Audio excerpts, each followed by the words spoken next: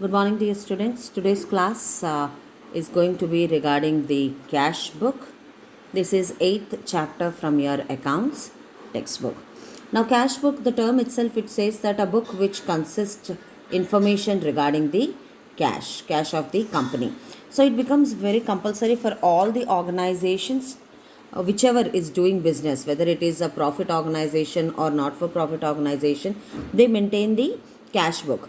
All the transactions, like we all know that in any business organization, when they transact in purchase or sales, they do it either in cash or on credit. So all the cash related transactions are written in the cash book. So it becomes one of the subsidiary books of the organization. If you remember the previous chapter when I have started with the subsidiary books, after we have seen purchase written, sales and sales written, the next book was cash book. And this is the chapter which deals exclusively about the cash book. So in a cash book, we all know that cash is a real account. And real account rule says that debit what comes in and credit what goes out. That is why when we prepare the cash account, it is one of the, you'll prepare the cash account just as a ledger. So you'll have a debit and credit. And as per the rule, it says that debit what comes in. So whatever cash is coming into the organization, you'll put it on the debit side. And when the rule is saying that credit what goes out, whenever the cash is being paid by the organization, you will post that towards the credit of the cash account. It means whatever receipts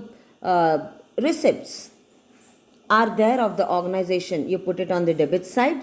Receipts, whatever cash is being received, and whatever is being paid, that is payment, that is put up on the credit side. Now, dear students, cash book, it is called as book of prime entry, or it is also called as book of original entry. It acts as both ledger, where we are preparing the cash as in a form of account, and also it is one of the subsidiary books. Okay, and that is why when we are preparing the ledger account, we don't prepare a cash account separately, because it is a part of our subsidiary books. So if we speak about the characteristics from whatever I have spoken till now, first and foremost, cash book is a subsidiary book. Only the cash transactions are recorded in the cash book. Okay, and this cash book itself serves as the cash account.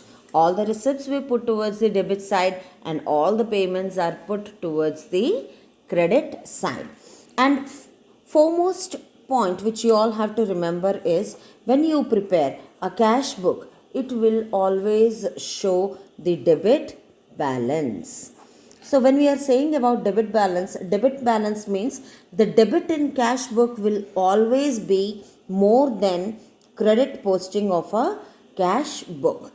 If you think about why is it so?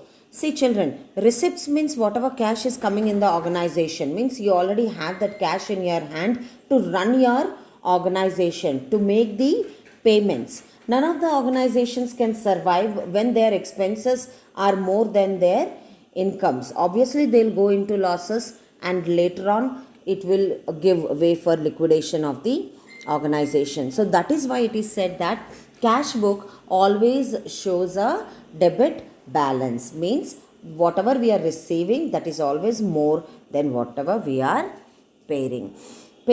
So this is about cash book. In this chapter, dear students, you learn about 4 different types of cash book. First, you will learn about simple cash book. Simple cash book is a cash book which is, you have already prepared the cash account in ledger. That is what is about simple cash book. You'll be given the transaction. Whatever you feel is the receipt for the organization, you'll put on the debit side. Whatever you feel is a payment for the organization, you'll put it on the credit side. Once you post all the transactions, you'll check the totals.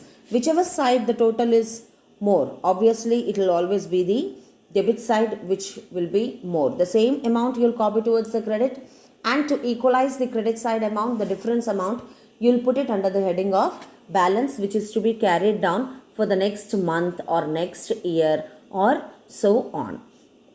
So basically, an organization, it prepares the cash account to know, like if my company is there and I am preparing the cash account for the month of January, I'll just check whatever previous month's amount leftover is there, that I'll take as the opening balance, that is balance dividing, and I'll just go on putting wherever I have received the amount. It could be commission received, interest received, or any kind of amount which is coming into the organization, and whatever I have paid, in case if I have bought a furniture, or if I have paid rent of my godown, whatever payment, I'll put it on the credit side.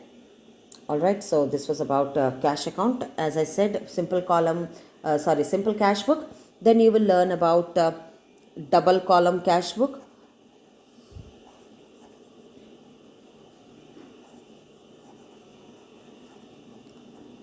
Then you'll have triple column cash book. And after that, you learn about petty cash book.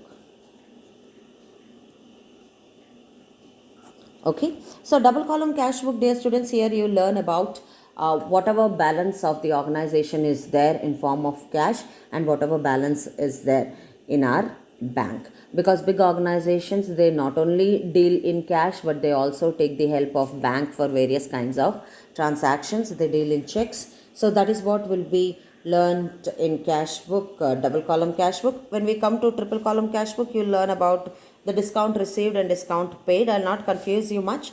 This is just for your information. And at last, you'll be learning about petty cash book. Petty cash book is the miscellaneous expenses, or the minor, small expenses which a company spends, that how to record will be taught to you in petty cash book. So this was about the cash book introduction, dear students. Please go through it. Tomorrow onwards, I'll explain you how to prepare the simple column cash book. Thank you.